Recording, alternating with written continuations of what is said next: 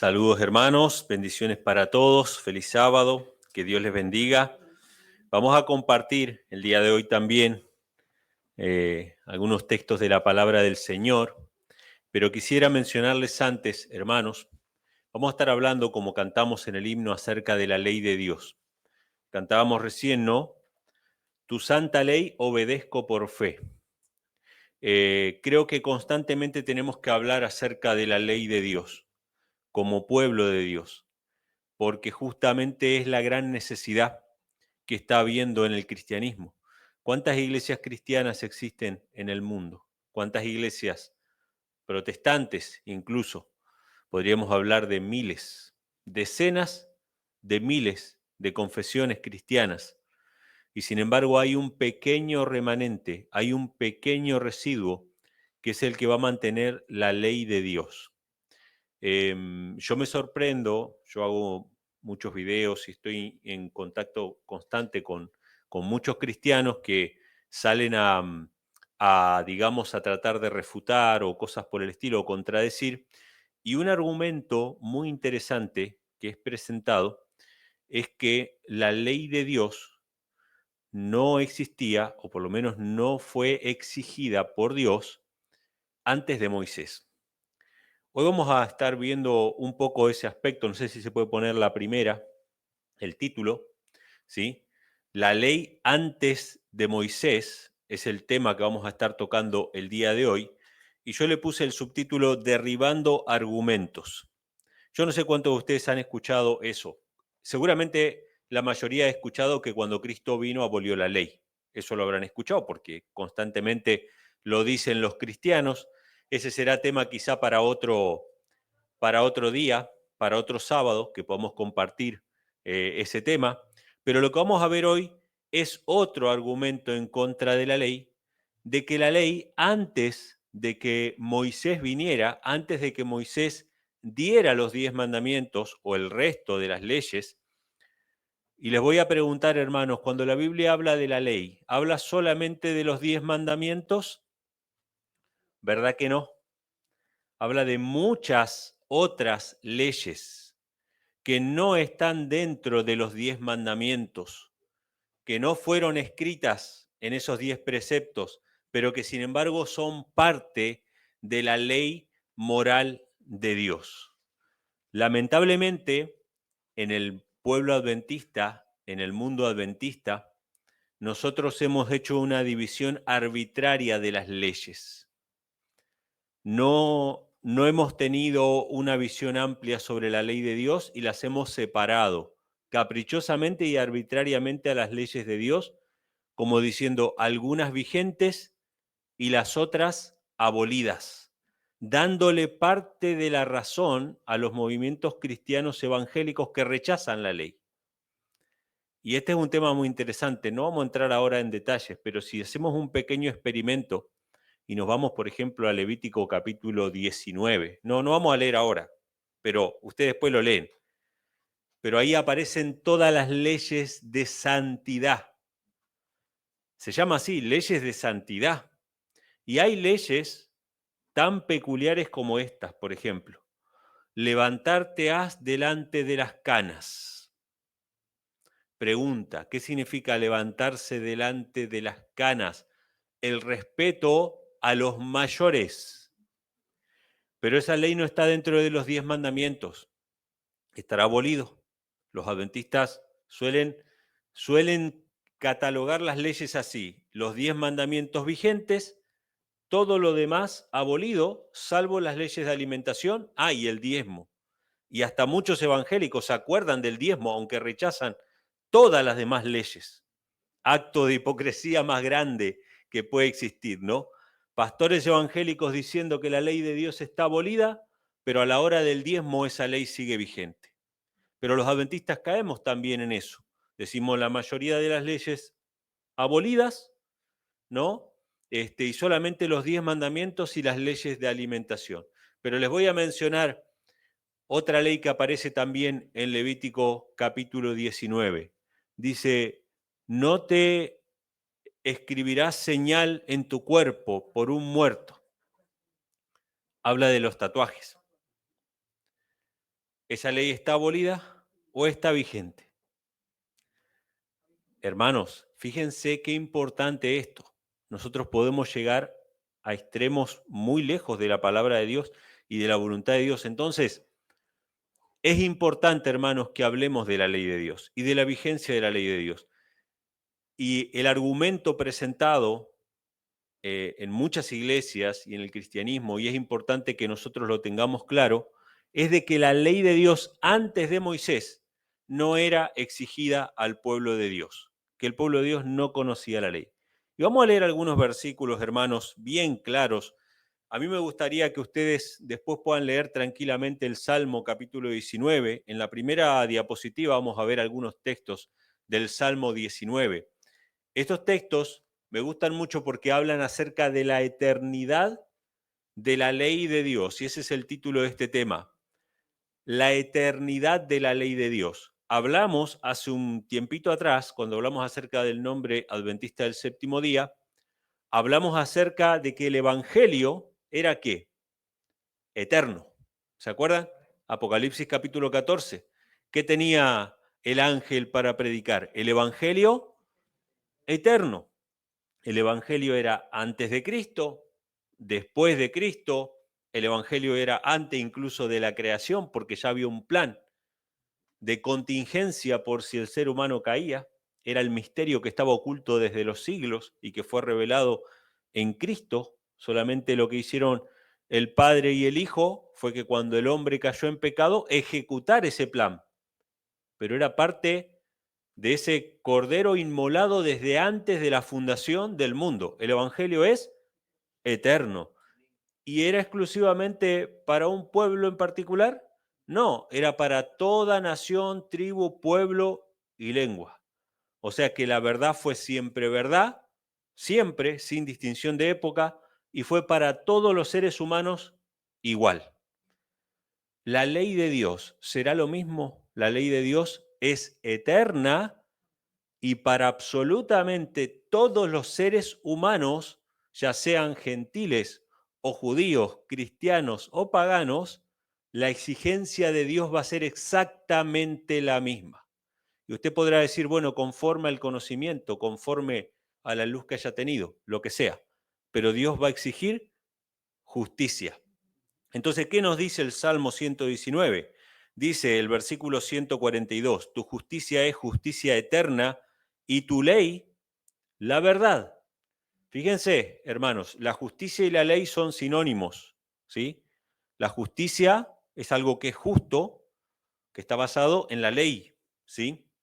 Salmo 119, 152 dice, hace ya mucho que he entendido tus testimonios, que para siempre los has establecido. O sea, los testimonios de Dios, los juicios de Dios son para siempre. Salmo 119, 160, la suma de tu palabra es verdad y eterno es todo juicio de tu justicia. Este versículo está bueno que lo recordemos, el 160, porque no es el tema de hoy, pero es importante. La suma de tu palabra es verdad. Cuando Jesús dice, santifícalos en tu verdad, tu palabra es la verdad, no puede ser un texto aislado, no puede ser una parte de la Biblia, es la suma de tu palabra. No solo de pan vivirá el hombre, sino de toda palabra, no una parte. ¿Qué hacen las iglesias cristianas? Toman una parte. Con una parte anulan la otra parte. Pero acá dice la suma de tu palabra. Toda la palabra del Señor es la verdad. No una parte de la palabra del Señor es la verdad. Toda. Eso es importante que lo recordemos. Dice, y eterno es todo juicio de tu justicia. O sea que el Evangelio es eterno y la ley de Dios es eterna. Entonces, vamos a establecer algunos puntos aquí. Es verdad que no siempre la palabra de Dios estuvo escrita. ¿Quién fue el primer escritor de la palabra de Dios? Moisés. Pero evidentemente la palabra de Dios estaba presente a través de una tradición oral.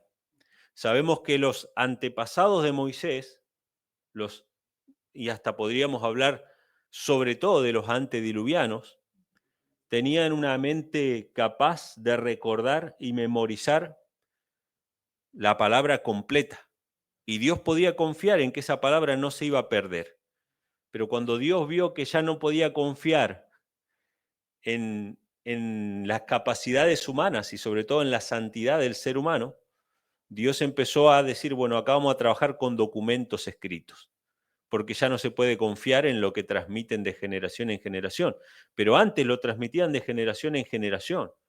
Y hasta hace muy poco hubo un pueblo que memorizaba parte de las escrituras. Los valdenses la memorizaban. ¿Por qué? Porque las Biblias eran quemadas, las Biblias eran destruidas. Entonces podían llegar a enfrentar momentos sin la palabra del Señor.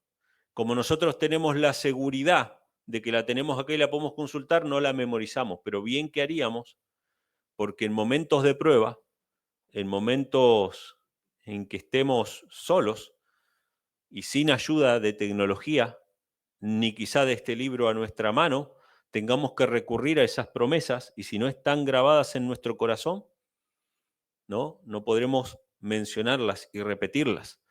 Así que vemos, hermanos, que la palabra es eterna y Jesús también lo dijo. Jesús dice en Lucas 16, 17, más fácil es que pasen el cielo y la tierra a que se frustre una tilde de la ley. Ustedes saben que la palabra tilde, en realidad, la tilde, no sé qué es para ustedes los puertorriqueños. Es el acento, ¿sí? Lo que va arriba de una letra que está acentuada.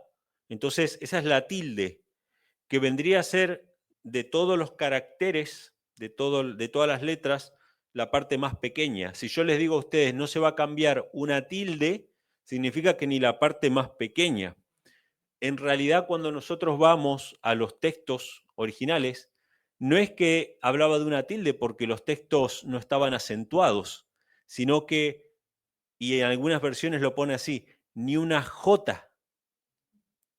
Y uno piensa, pero la J es una letra grande para nosotros. Resulta que esa J en realidad está hablando acerca de la letra Yod, que es una letra pequeña del alfabeto hebreo. Es la letra Yod, que es la que lleva el nombre del Padre, ¿sí? Jehová. Esa letra Yod era pequeñita. Entonces Jesús dice, ni esa letra pequeñita, que para nosotros sería ni una tilde, puede ser cambiada.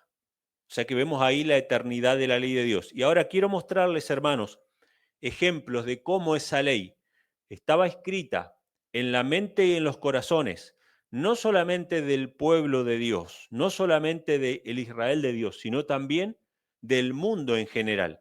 Y Dios les exigía justicia tanto a unos como a otros, y todos eran juzgados por la misma ley. Vamos a ver el primer ejemplo que está ahí en Génesis capítulo 4, versículos del 8 al 10. Dios le dice a Caín, dice, no, habló Caín con su hermano Abel, y aconteció que estando ellos en el campo, Caín se levantó contra su hermano Abel y lo mató. Y ahí Dios le habla y le dice, ¿qué has hecho? La voz de la sangre de tu hermano clama a mí desde la tierra. ¿Por qué Dios inculpó de pecado a Caín? Porque evidentemente ellos conocían el mandamiento que dice, no matarás, que está ahí registrado, ¿no? En Éxodo 20:13, pero vemos que la historia se cuenta, aunque no hay ninguna parte en la historia del Génesis, en toda la parte previa a Moisés, no hay una parte que Dios dice, bueno, ahora les voy a decir la ley, les voy a decir estos mandamientos, esto sí, esto no. La historia da por sentado que lo que Caín había hecho, él sabía que estaba mal, y Dios lo inculpó de pecado, ¿sí? Entonces vemos claramente de que ellos sabían que había una ley que no se podía quebrantar. Vamos a ver otro ejemplo en en Génesis 26. Fíjense estos dos ejemplos, hermanos. Aunque no está la historia completa, yo sé que ustedes la van a identificar. Génesis 26 dice, Dios le dice a alguien, yo también te detuve de pecar contra mí, y así no te permití que la tocases. A la esposa de Abraham. Y esto sucedió 2 veces con el rey de Egipto y con Abimelech. Eran reyes paganos que habían tomado por mujer a la esposa de Abraham. ¿Y por qué Dios les exige a ellos que no pecaran contra él? Porque había una ley que decía, no cometerás adulterio. Éxodo 20:14. Y el ejemplo más conocido, el que está ahí abajo, ¿quién es? Génesis 39:9. ¿Cómo pues haría yo este grande mal y pecaría contra Dios? Amén. Este fue José hablando con la mujer de Potifar. ¿Cómo es que esta gente, paganos, egipcios, de otras naciones, de entre los gentiles, fíjense, hermanos, la falacia del diablo y cómo el diablo tuerce las escrituras y desfigura la verdad de Dios? No, la ley es para los judíos, no es para los gentiles. No, la ley era para antes de Cristo, no para después de Cristo. Cuando la Biblia nos dice que la ley es eterna, el evangelio es eterno y Dios es el Dios de toda la humanidad y le va a exigir a toda la humanidad, no importa que sean judíos o gentiles o cristianos, lo que fuera, les va a exigir justicia. Se la exigió a los reyes paganos, se lo exigió a los egipcios, les exigió justicia. No cometerás adulterio, es una ley universal que Dios se la va a exigir a cada uno. Y usted van a decir, no, pero resulta que los musulmanes tienen la costumbre de tener 10 mujeres. Dios le va a exigir justicia. Y las consecuencias del pecado se van a dejar ver. De hecho, vemos cuáles son las consecuencias del pecado de las naciones que se rigen por leyes que están en contra de la ley de Dios. ¿Qué va a pasar cuando Estados Unidos dicte leyes contra la ley de Dios? La ruina nacional. Eso es lo que va a pasar. Está profetizado, hermanos. Entonces tenemos que tener presente, yo sé que son ejemplos sencillos, pero cuando vienen con argumentos y nos dicen, vamos a suponer, viene alguien y nos dice, pero ¿dónde está la ley de Dios antes de Moisés? La ley de Dios no estaba. Si no tenemos estos ejemplos presentes, a veces no sabemos qué responder. ¿Se entiende? A veces Satanás puede llegar a engañarnos o a dejarnos sin un argumento para responder. Entonces, vemos que la ley del adulterio era conocida no solamente por los hijos de Israel, sino también por los paganos, ¿sí? Vamos al siguiente ejemplo. Fíjense en Génesis, capítulo 31, versículos 19 y 27, se cuenta la historia de Jacob, que se va de la casa de Labán, y dice, Labán había ido a trasquilar sus ovejas y Raquel hurtó los ídolos de su padre. Interesante, ¿no? Dice Labán, ¿por qué te escondiste para huir y me hurtaste? Y no me lo hiciste saber para que yo te enviara con alegría y con cantares, con tamborín y con arpa. ¿De dónde sabían ellos que hurtar estaba mal? Había una ley que decía, no hurtarás. Éxodo 20, versículo 15. Antes de Moisés, ellos sabían que hurtar era pecado, que robar era pecado. Ahora ustedes estarán diciendo, bueno, pero encima se hurtó unos ídolos, que era otra cosa mala. ¿Sí? Y entonces usted va a decir, bueno, pero entonces evidentemente mucha ley no conocían. Vamos al siguiente. Fíjense lo que dice en Génesis 35:2. ¿Qué le dijo Jacob a su familia y a todos los que con él estaban? Quitad los dioses ajenos que hay entre vosotros y limpiaos y mudad vuestras vestiduras. Qué tremendo, hermanos. ¿De dónde sabía Jacob que no podían haber dioses ajenos? Éxodo 23, no tendrás dioses ajenos delante de mí. La ley es eterna, la ley siempre estuvo presente para toda la humanidad. Y ahora vamos a ver más adelante que desde que nuestros primeros padres se apartaron, ellos conocieron perfectamente lo que era bueno y lo que era malo. Vamos a ver la siguiente. Esta, hermanos, es muy importante. Es con respecto al día de reposo. ¿Desde cuándo existe el sábado? Génesis capítulo 2, versículo 3. En realidad, y quiero hacer un hincapié en esto, hermanos, quiero hacer un paréntesis. Cuando la gente, los cristianos, y yo sé que quizá algún cristiano va a escuchar este mensaje, si no nos escucha en este sermón de la mañana, nos escuchará por la radio, y le mandamos un saludo y un abrazo a todos los hermanos que nos escuchan por Radio El Camino. Es una radio que, por la gracia de Dios, va a llegar a muchos corazones. No solamente la van a poder escuchar por la página, por diferentes aplicaciones, sino que pronto tendremos aplicaciones propias para que la gente pueda escuchar 24 horas al día, los 7 días de la semana, sermones, predicaciones, mensajes de salvación que esperamos que lleguen a vuestros corazones. Muchos cristianos seguramente van a estar escuchando este mensaje y habrán escuchado los argumentos de que la ley de Dios fue abolida cuando Cristo vino. Y algunos dirán, la ley de Dios tampoco estaba antes de Moisés. Y no hay evidencia de que ningún creyente haya guardado el sábado antes de que Moisés diera la ley. Todos los argumentos contra la ley de Dios no son contra la ley en general, son contra el sábado. El que dice que la ley fue abolida no está en contra de no matarás, no está en contra de no cometerás adulterio, no está en contra de eso, está en contra de guardar el sábado. La lucha de Satanás es contra el sello de Dios, el que contiene el nombre del Creador y su jurisdicción. Jehová, creador de los cielos y de la tierra. La lucha de Satanás es porque sabe que dentro de poco cada ser humano va a ser sellado y marcado, sellado con el sello de Dios y marcado con la marca de la bestia. Entonces, aquí el punto no es ningún otro aspecto de la ley, es el sábado. Pero nosotros vamos a hablar de toda la ley, porque Santiago nos dice que el que guarda toda la ley, pero ofende un punto, es culpable de todo. Y Dios va a exigir a cada uno de sus hijos, no con respecto simplemente a la luz que tuvo, sino con la luz que pudo haber tenido y por negligencia no quiso tener.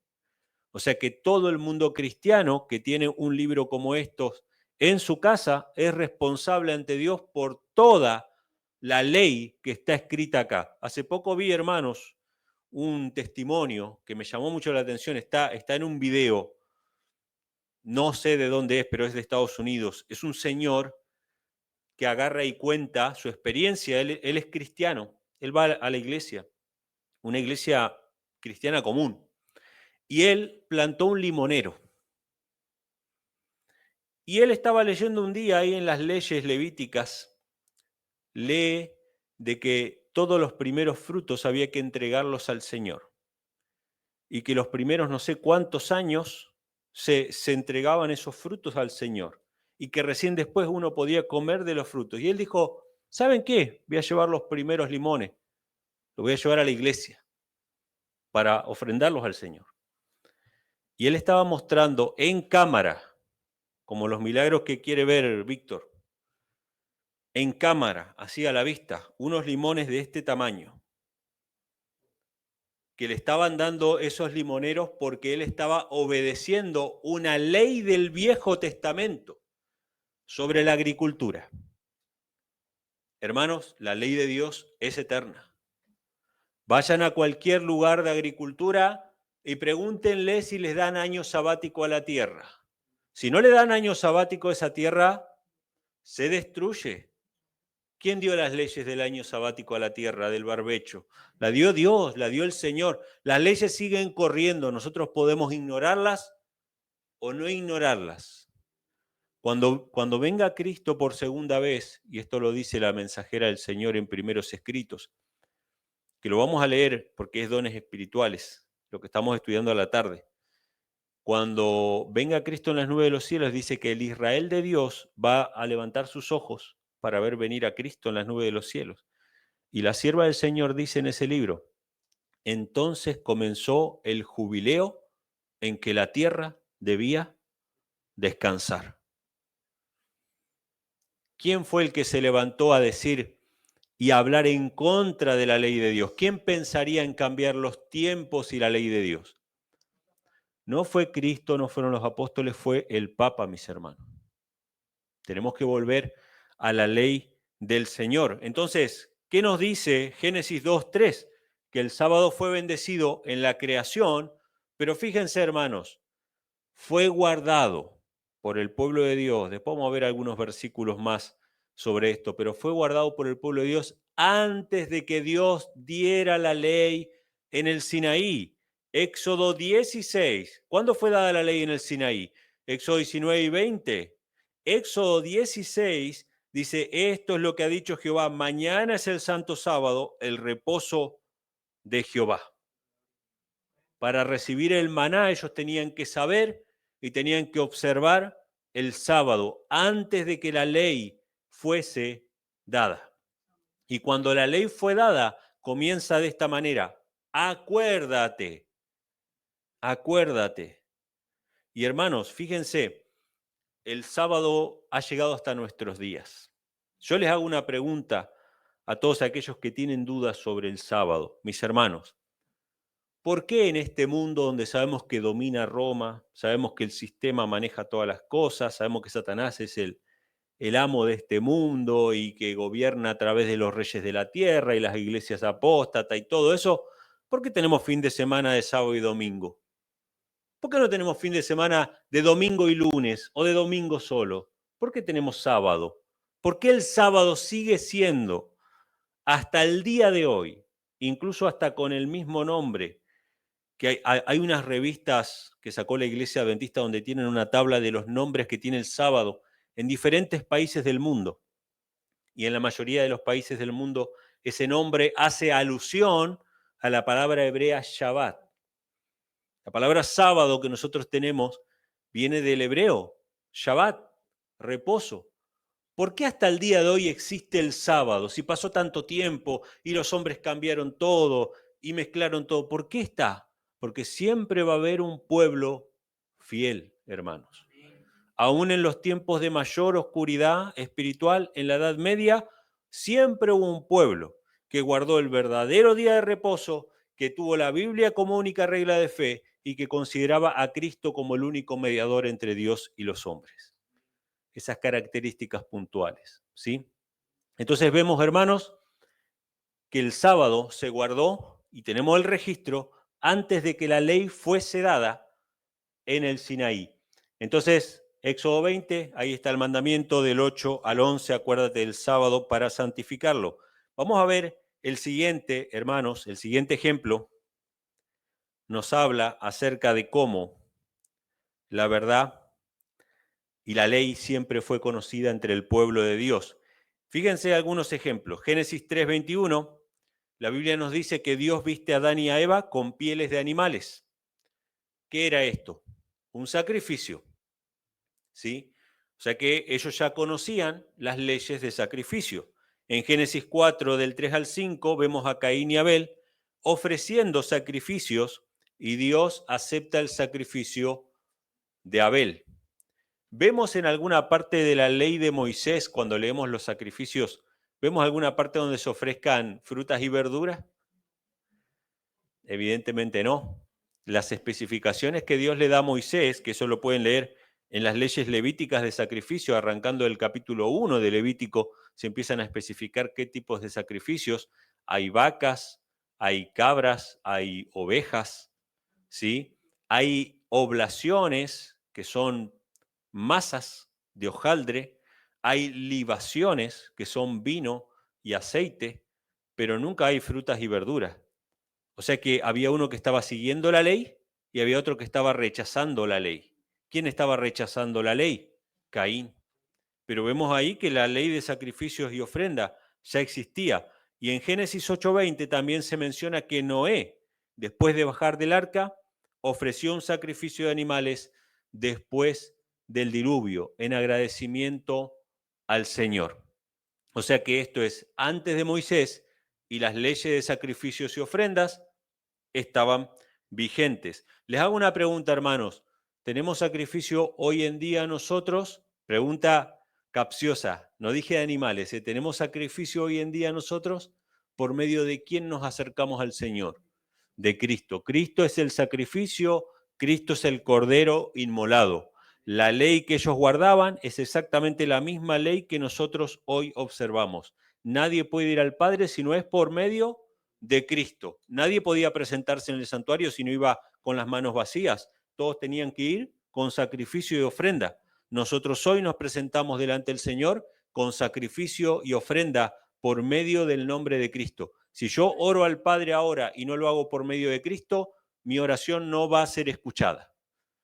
Porque tiene que haber sacrificio, tiene que haber incluso sumo sacerdote, que es Cristo Jesús. ¿Sí? Entonces vemos, hermanos, que es la misma religión. El siguiente ejemplo, Génesis 7:2, se desprende del diluvio. ¿Qué le dijo Dios a Noé? De todo animal limpio tomarás de 7 en 7, macho y su hembra, más de los animales que no son limpios, una pareja, el macho y su hembra. Imagínense si la ley no existía o la ley no era conocida. Noé dice, bueno, ¿y yo qué sé cuáles son los animales limpios y cuáles son los animales inmundos? Dios le está dando una orden que no tiene sentido, pero evidentemente tiene sentido porque ellos conocían toda la ley del Señor. La ley del Señor, aunque no estaba escrita en tablas de piedra o en un rollo, en un pergamino que fue escrito, o en un papiro que fuera escrito por Moisés, aunque no estuviera escrito, ellos conocían la ley porque la ley era eterna y sabían qué animales eran limpios y qué animales eran inmundos, ¿sí? Y eso lo pueden ver en Levítico capítulo 11, ¿sí?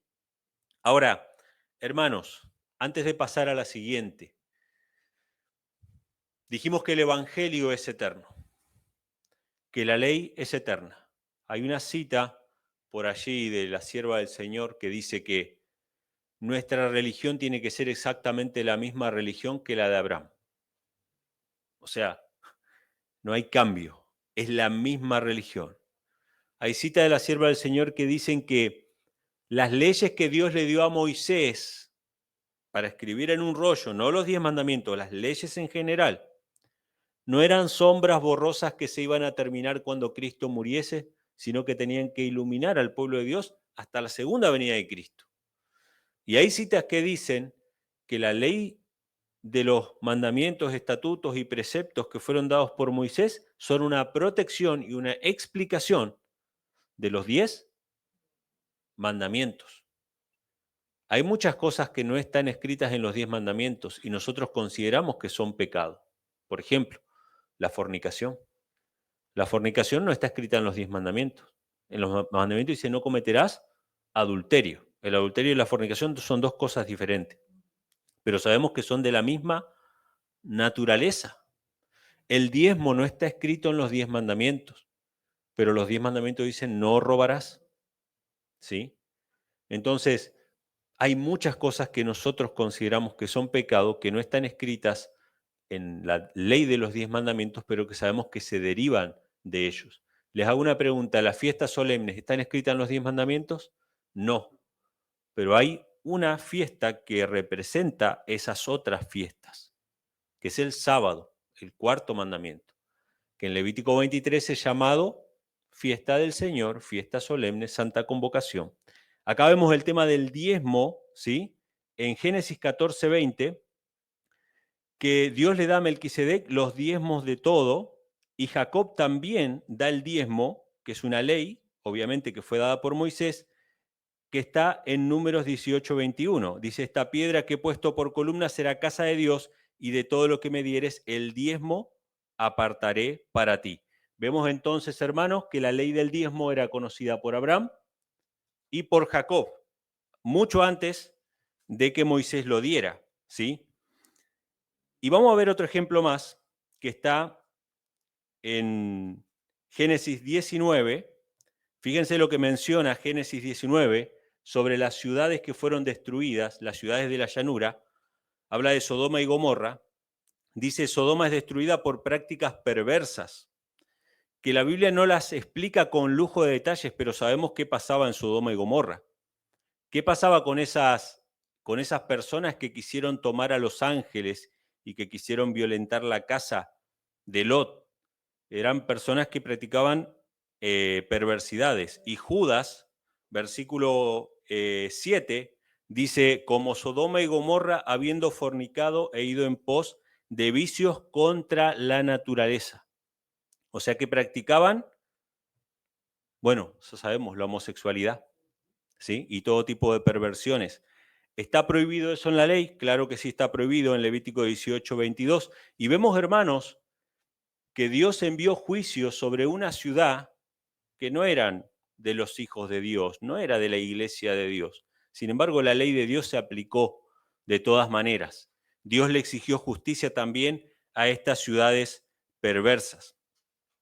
Entonces, vamos a ver en la siguiente cómo desde el comienzo, desde el principio, los hombres supieron lo que era bueno y lo que era malo. Génesis capítulo 3, versículo 5 y versículo 22 dice, dijo Jehová Dios, he aquí el hombre es como uno de nosotros, sabiendo el bien y el mal. Ahora pues que no alargue su mano y tome también del árbol de la vida y coma y viva para siempre. ¿Qué pasó cuando Adán y Eva pecaron? Dice que conocieron el bien y el mal, supieron lo que era bueno y lo que era malo. Y la Biblia define en Santiago 4:17 el pecado de esta manera. Así que el que sabe hacer lo bueno y no lo hace, le es pecado, ¿sí? El pecado es saber hacer lo bueno y no hacerlo. Quiero compartir un par de textos más que están en el Nuevo Testamento y yo pienso que se han mal interpretado, sobre todo Romanos 5:13, es un texto que veo que lo han interpretado muchas veces en el cristianismo. Fíjense lo que dice el apóstol Pablo. Lo vamos a entender más claramente con el contexto, con lo que vamos a leer en Romanos 2 después. Dice Romanos 5:13, porque antes de la ley el pecado estaba en el mundo, pero no se imputa pecado no habiendo ley. ¿Qué significa antes de la ley? Antes de la ley el pecado estaba en el mundo. Esto es lo que dicen los cristianos. Antes de Moisés no había ley, dicen ellos. Pero Pablo dice, antes de que Moisés nos diera la ley, ¿qué había en el mundo? Había pecado. Pero fíjense que dice, pero no se imputa pecado no habiendo ley. ¿Cómo Dios podía exigirle a Sodoma y Gomorra que estaban pecando si no había ley? El hecho de que Moisés no hubiese escrito la ley no significa que no existiera ley. Antes de que nos fuera dada la ley escrita, Dios podía imputar de pecado a las naciones, y de hecho lo hizo, y les exigió, y había pecado, y se sabía que era pecado porque justamente era una infracción de la ley. Entonces fíjense lo que dice Pablo en Romanos 2, porque cuando los gentiles que no tienen ley hacen por naturaleza lo que es de la ley, estos no teniendo ley son ley a sí mismos. ¿Qué significa los gentiles que no tienen ley? No tienen quizá este libro escrito, no tienen la ley escrita aquí, pero Dios les habla por medio de su Espíritu Santo a sus conciencias y le exige Dios que cumplan lo que es bueno. ¿Cuántas naciones, cuántos pueblos que colmaron la medida del pecado fueron entregados a la destrucción? O sea, una nación que conquista a otra muchas veces simplemente es la consecuencia de que esa otra nación abandonó al Señor. Eso es lo que podemos ver nosotros en la historia del pueblo de Israel. ¿Cuántas veces el pueblo de Israel fue llevado en cautiverio? Varias veces. ¿Por qué? Porque abandonaba al Señor. Y venía otra nación más fuerte y los sojuzgaba. Y lo mismo después le pasaba a Babilonia. Babilonia, que había sido instrumento en la mano de Dios para castigar a una nación, después la misma Babilonia, porque su pecado llegaba al extremo, Dios decía, hasta aquí llegará. Y Dios le exigía. ¿Acaso no le exigió justicia a Nabucodonosor? ¿Cuál fue el pecado de Nabucodonosor? Esta es la gran Babilonia que yo edifiqué, dijo. Y en ese mismo instante su mente fue oscurecida. Esa fue la locura de Nabucodonosor. Dios le exigió a todas las naciones, al faraón, a cada uno de ellos, ¿sí? Entonces, la ley de Dios es eterna, es universal, y fíjense lo que dice 1 Juan 3:4, El pecado es transgresión de la ley. Si había pecado, tiene que haber habido una ley, porque sin ley no se puede imputar de pecado, ¿sí?